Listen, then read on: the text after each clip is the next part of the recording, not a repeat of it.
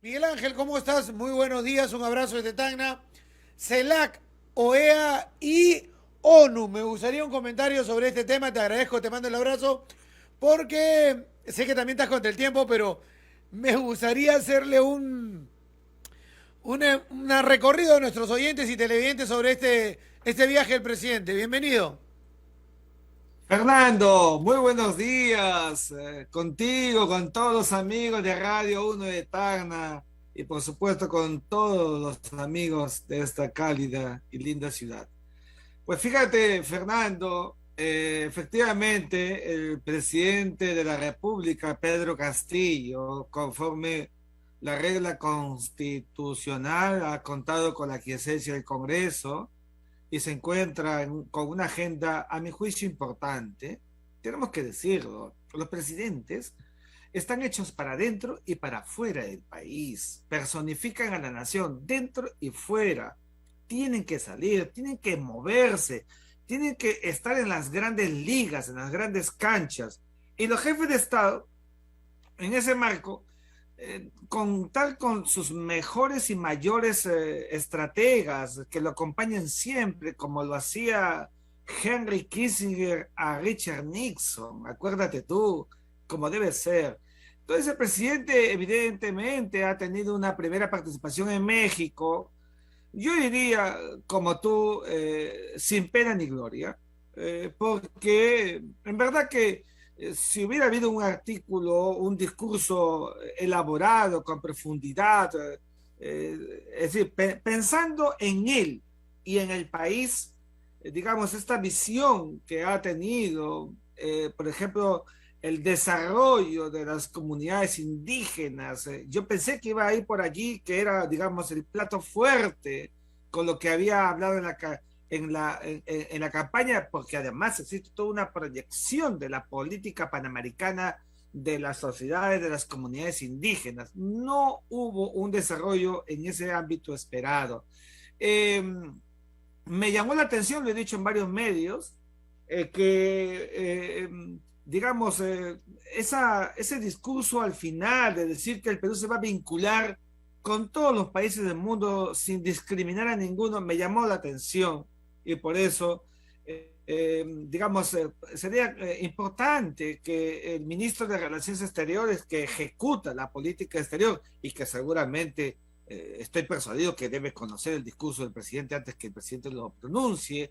¿Qué es lo que ha querido decir con ello? Sería interesante que el canciller hiciera una exposición de motivos política en que corresponde, porque fíjate, en el mundo, Fernando, hay dictaduras, hay autocracias, hay caudillismos, hay regímenes con presidentes imputados ante la Corte Penal Internacional.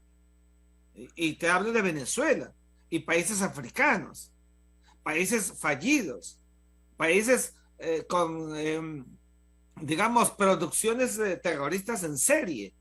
Entonces, ¿qué es lo que ha querido decir con ello? Mira que nosotros formamos parte de muchos bloques, la Alianza del Pacífico, APEC, los escenarios planetarios, y los países son muy sensibles y muy sensitivos. Y también miran con cómo se relacionan los demás, lo digo siempre, los estados, así como las personas, nos reunimos con otras, mírame con quién andas y te diré quién eres o qué es lo que quieres dejar traslucir. De manera que yo sí coincido contigo, no entro en el tema de la forma, de la vestimenta, esas son a mi juicio, digamos, esbozos que parte de las fracturas históricas, mirando siempre la forma y no el fondo. Yo creo que el presidente viste primero como él quiere, como él le gusta, ¿no? Y la señora dama, la primera dama de la nación, también. Yo eso soy muy respetuoso de ello. Pero sí, pero nadie lo dice porque cuando converso con gente cercana al presidente de una u otra manera, no sabemos cómo lo va a tomar. Señores, hay que sugerirle al presidente de la República primero que ya marcó un estilo con su sombrero. Eso está muy bien, ya marcó, ya se la reconoce con el sombrero y tiene muchas fotos con el sombrero.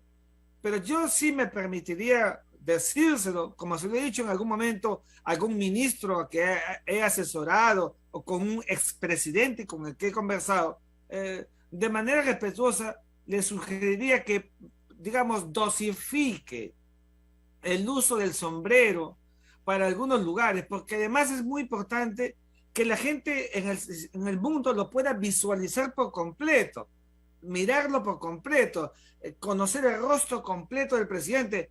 El sombrero no ayuda. Sabemos que el sombrero es el presidente, pero yo creo que debería, digamos, dosificarlo de tal manera que ahí está, digamos, parte de su valor agregado con un sello legítimo que tiene con el sombrero, por supuesto. Y el día de hoy, bueno, No, pero en me estos gustaría, momentos, antes de pasar a lo de hoy, lo de allá, la primera reunión. ¿Ante quiénes se dirigía? ¿Qué conforma este grupo? ¿cómo no? La comunidad latinoamericana y del Caribe son los países en número de 33, Fernando, Ya, que excluye de manera frontal y abierta a Estados Unidos y a Canadá. ya.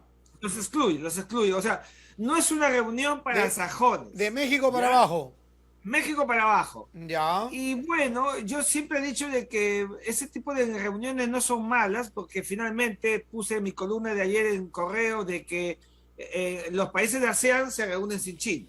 O sea que eso puede pasar. ujú, Pero fíjate, Fernando, el tema de CELAC, que fue creado bajo las entrañas del foro de la unión del grupo de Río, en Brasil, y digamos la muñeca cubana, caraqueña del chavismo, etcétera, queriendo dar un espacio distinto, ya, no sé, alternativo a la OEA. Y eso claro. no me parece bien, Ujú.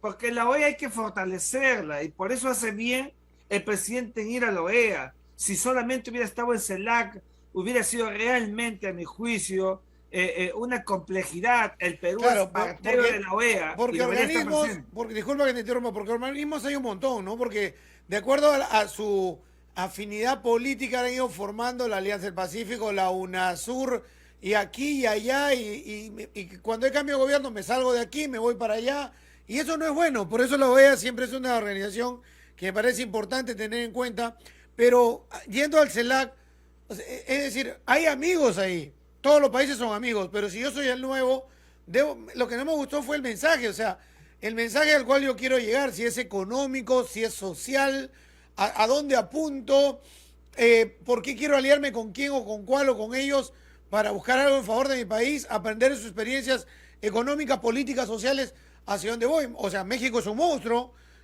no sé, Brasil debe estar ahí, también es otro monstruo, Colombia es un aliado muy cercano, etcétera. O sea, ¿a dónde voy? ¿Cuál es mi análisis del mapa geopolítico al cual estoy llegando con esta organización? Ya. ¿Y yo qué quiero para mi país de este mapa geopolítico? ¿Cuál va a ser mi presentación ante el mismo? Como lo hizo el de Uruguay, que le dijo a Cuba, a Nicaragua y a Venezuela, oye, ustedes son dictaduras, así en resumen. Pero esa es su posición y se la marcó en su cara, con ustedes no voy. Pero el Perú fue muy ni vago, o sea, no dijo nada. No lo entiendo. Se ha colgado, creo, Miguel Ángel. No, Ah, ya, te no escucho ahora sí. dijo lo que tú estás refiriendo, en la línea que tú estás refiriendo, es decir, centrar el discurso de tal manera que pueda haber un mensaje potente como un presidente que se estrenaba internacionalmente y sobre todo por las enormes vinculaciones históricas que tenemos con los países de la región. Había expectativa en el mandatario y yo creo que allí, permíteme decirlo, bajo todo lo que conocemos del presidente Castillo, aquí es un tema de los asesores. Los asesores han debido coadyuvar para generar una visión potente de Castillo desde su legítima presidencia como un hombre de izquierda, ¿ya?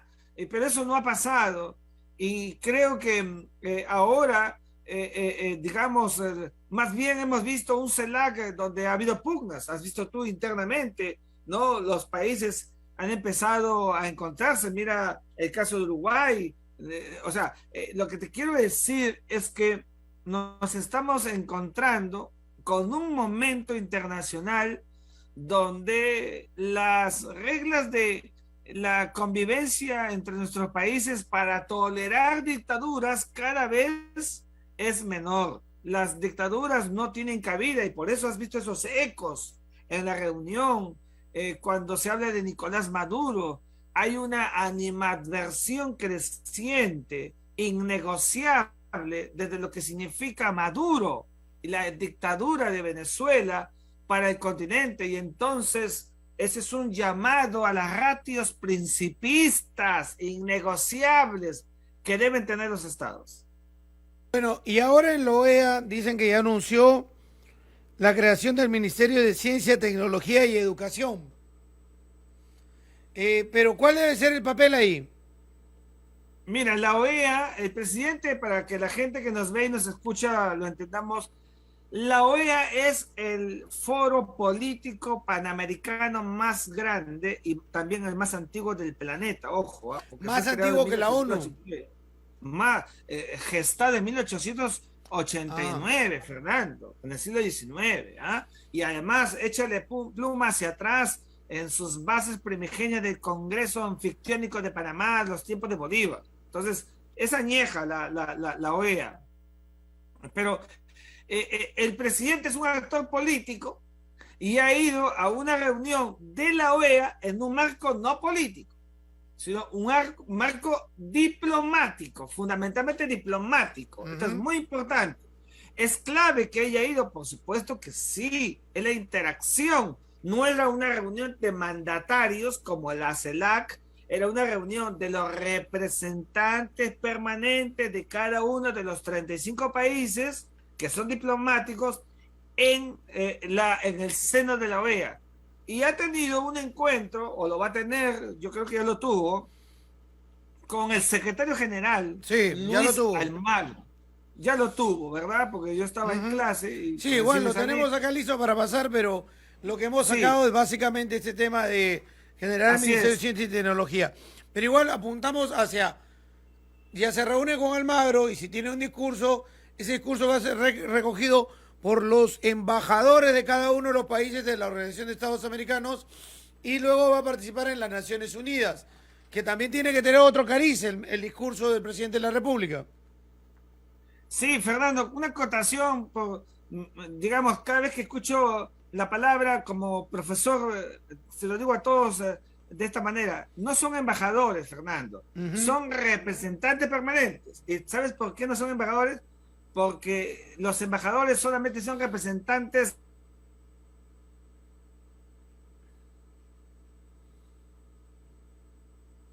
de los estados ante los gobernantes permanentes. Los embajadores son de estado a estado, nada más. ¿Ya? Pero un ratito. Clase magistral, entonces tenemos que aprender todos. O sea, embajadores solamente es ante estados. Y ante... Sí. Los embajadores son solamente la representación diplomática de un estado a otro. Por ejemplo, el Perú tiene en estos momentos como embajador ante los Estados Unidos de América a el jefe de misión en Washington. No sabemos quién es todavía, ¿no? Pero es el embajador. Pero tenemos OEA y ONU representantes permanentes, no son embajadores, son representantes permanentes, porque no el Perú ante la OEA y ante la ONU, que no son estados, tiene vinculaciones, pero no de estado a estado porque no son estados. Ahora, los funcionarios que están en esas dos misiones, OEA y ONU, son casi siempre diplomáticos de carrera en la categoría de embajador del servicio diplomático. Es diferente. Pero es el término es el representante permanente. Eso es correcto. Del Perú ante la OEA y el representante permanente ante la ONU. Entonces, Así es. Castillo llega a la OEA y se encuentra con los representantes permanentes de los integrantes de la OEA. Exactamente. se encuentra con los representantes permanentes de cada país miembro de la OEA que se reúnen y están allí, viven en Washington, están allí destacados por misiones y son los que articulan la vinculación político-diplomática de sus países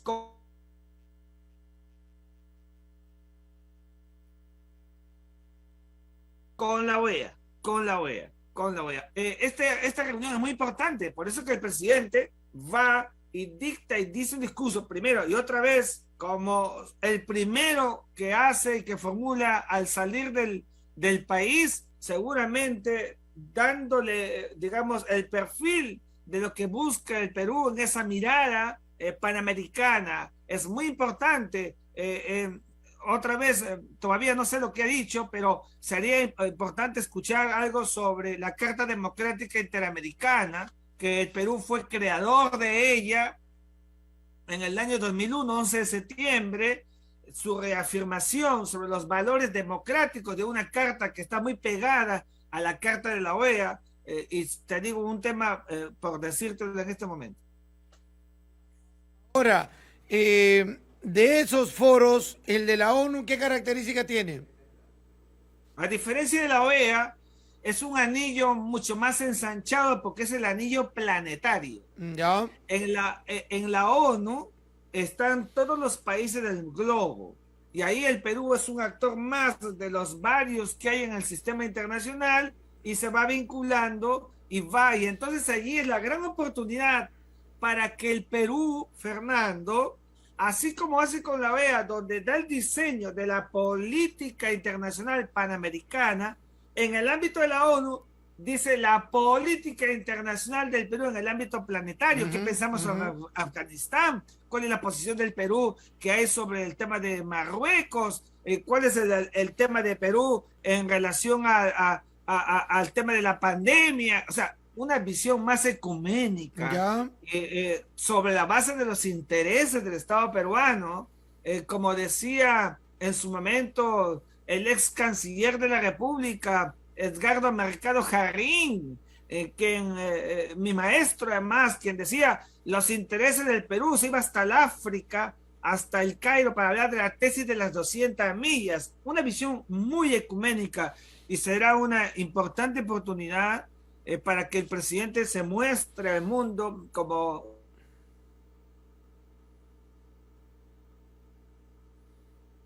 un jefe de Estado que llega el secretario general de la ONU, lo va a recibir, le va a dar la bienvenida. Bueno, a todos se le da la bienvenida, pero a él hay una cápite porque es la primera vez que llega a la ONU y como jefe de Estado, por eso hay un acto especial de bienvenida y eso me parece realmente muy bueno, importante para el Perú y para él, por supuesto. ¿Y tú tienes alguna esperanza en estos 5 años de gobierno de Castillo que la situación de la diplomacia peruana mejore a nivel internacional, es decir, que nos posicionemos mejor?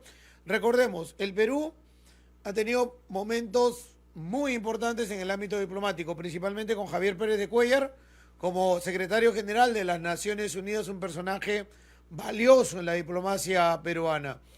Y luego de esto, el Perú ha logrado en el ámbito diplomático internacional conseguir la delimitación marítima con Chile, que ha sido tomado como un triunfo y un logro muy importante. Tomando 2 capítulos de la historia grande y larga de Torre Tagle, que no es poca. Y siempre se nos ha comparado con Chile, etcétera, ¿no? Pero hay organismos internacionales a los cuales se postula la misma Secretaría General de la OEA, la Comisión Permanente de la ONU o incluso el Comité de Seguridad de las Naciones Unidas. ¿Qué capacidad tenemos para desenvolvernos en el ámbito diplomático con dirección política a un mejor posicionamiento del Perú a nivel internacional? Fíjate, Fernando, te has referido pues al personaje planetario de dimensión universal de la diplomacia peruana, como el embajador Javier Pérez de Cuéllar, miembro emérito de la Sociedad Peruana de Derecho Internacional, donde ha habido una playa de juristas como Alberto Ulloa Sotomayor, mi maestro Gonzalo Fernández Puyó, Arturo García García, Hubert Villan Alzamora, y otros más que tuve la suerte de conocer, tratar, pero ojo, no te hablo de hola, ¿cómo estás? No, todos los días, aprendiendo Claro. de ellos todos los días, trabajaba con ellos todos los días.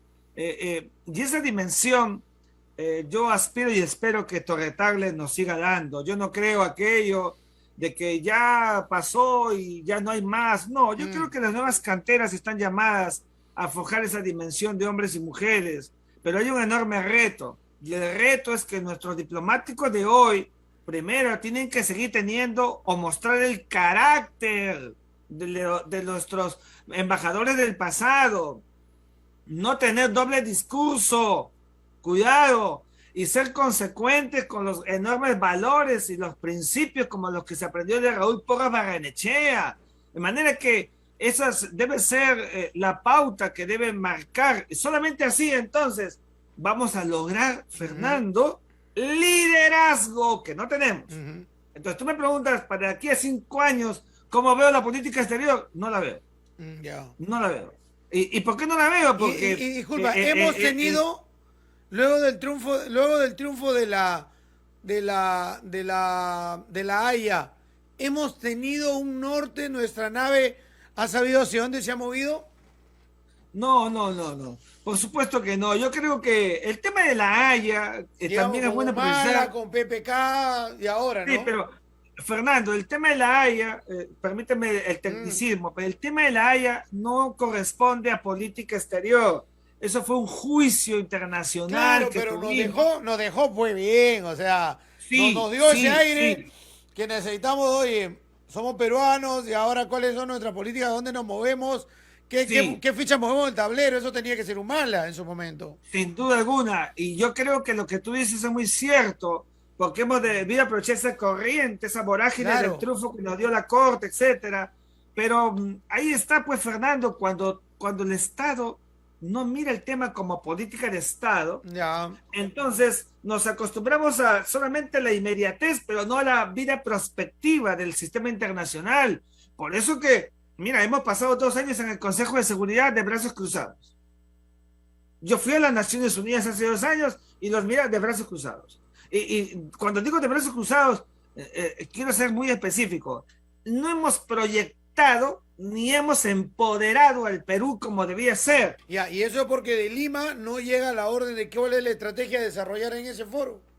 Lógico, porque la diplomacia en nuestras embajadas, en nuestras representaciones permanentes y hasta en nuestros consulados se hace por una hoja de instrucción, Fernando. Si no hay una hoja de instrucción Ya. desde Lima, los diplomáticos no hacen nada. Y claro, no es que no tengan iniciativa, pero es que es una carrera de formas. Y se respeta mucho lo que diga Lima. Entonces, si Lima es, digamos, a discreción, no entabla eso que debe ser el verdadero relacionamiento internacional, no se hace mucho, se hace muy poco. Mira el tema de las vacunas. El tema de las vacunas, el Perú debió ser líder para lograr que sea considerado bien público internacional, para que no haya esta suerte de acaparamiento por los países que siguen comprando vacunas, para que no nos quedáramos en la cola. No hemos hecho ello, no hemos multiplicado esfuerzos. Mira, no hay nada como usar la diplomacia para realmente vincular a los países y hacer adquisiciones conjuntas. Claro. Mira, sin ir muy lejos, en el ámbito de, por ejemplo, de la comunidad andina, los nuevos parlamentarios andinos están trabajando para que los 4 países puedan comprar vacunas juntas. Esto es lo que hay que hacer, mirando al Perú, al país hacia afuera. Eso Claro. significa No, tener proyección, pero que no tenemos. y esa orfandad se notó y se pudo ver con la falta de políticas claras en el tema de las negociaciones con las vacunas, ¿no? Principalmente porque luego tuvo que venir Sagasti un poco ordenar toda la cosa para poner los objetivos claros de qué había que lograr, porque mira, en el gobierno de, del señor Vizcarra si bien vino Sinopharm, o sea, el tema debió haber sido muy bien trabajado con las embajadas chinas, con todo, y no caer en el tema del vacunagate, que fue lo que empañó todo esto, ¿no? Y luego ya con Sagasti se pudo ordenar un poco la cosa y se tiene que continuar en ese ámbito diplomático. El éxito de las vacunaciones no se trata de que el país tenga plata o dinero en caja porque eso se paga. El tema es cómo se negocia y eso lo hace la Cancillería. Totalmente de acuerdo, Fernando. Yo creo que ese es un tema en el que se ha debido trabajar, digamos, de una manera, primero en equipo y pensando en los intereses nacionales, con un solo objetivo. Ha habido mucha distracción y también mucho timorato, mucho temor. Cuando se gobierna, no le puede temblar la mano al gobernante. Se puede equivocar, pero acciona. Y el gran drama nacional histórico, como sabes, en el Perú, ha sido la indecisión. Uh-huh. Ahora, con, con respecto a estas situaciones, el presidente va, digamos, tendría que ir a marcar la cancha. ¿Cuál va a ser su gestión en la ONU? Sin duda alguna, yo creo que como todo mandatario, como todo proceso, los gobernantes van a la ONU a desarrollar las líneas maestras de lo que significará, en el caso del presidente Castillo, su presencia en el sistema internacional. Yo creo que la mirada de hoy, la de mañana, que son las más importantes, nos va a decir ya realmente cuál es el modus operandi de la política exterior del Perú, y a partir de allí entonces empezar a hacer valoraciones, juicios de valor. Eso es muy importante. ¿Qué le espera al Perú en los próximos 5 años en la comunidad internacional? Bien, oye, sácame una duda que me preguntan acá, para despedirnos, que me preguntan acá varios oyentes, me preguntan, el doctor Rodríguez Macay es profesor universitario, y yo les he respondido que sí en la capital de la República, y me preguntan por qué no viene a Tacna, me dice a dar charlas acá a Tacna sobre, ¿qué cursos, tú dictas Derecho Internacional, supongo? Sí, yo soy profesor de política internacional, de relaciones internacionales, de política exterior, de política internacional, de seguridad y defensa, pero con el mayor gusto de volver a Tacna, a mi Tacna siempre querida, donde hemos pasado enormes y grandes jornadas en las universidades, como sabe Fernando. Sí. Yo quiero mucho a los universitarios de Tacna. Por Zoom estoy muy vinculado a Ah, qué ellas, bueno. a sus instituciones, pero por favor no dejen de invitarme. Yo siempre Y estaré presente con es todos ustedes. cierto que Osvaldo de Rivero Barreto ha sido nombrado embajador de Perú en Estados Unidos. Bueno, lo que se deja entrever, hay esos rumores, yo no sé si ya será Ah, cierto, ya. eso corre por los pasillos, pero oficialmente no hemos Que se conocido. confirme entonces. Y si se confirma, realmente sería una de las elecciones más acertadas, un embajador de mucho volumen, Mm, un científico, un sí. pensador. Osvaldo de Rivero, que compartimos en el programa La revista de dominical acá. Oscar, claro, la Ujú. revista dominical, realmente sería muy bueno para el Perú. Ojalá sea así. Te mando un abrazo y Gracias. ojalá algunos tagneños que nos han escuchado hoy, con esos datitos así nomás, les interese hacer carrera diplomática y postular a la escuela diplomática. Gracias. Muchas Buenos gracias. días. Gracias, Chao, Diego adiós. 14.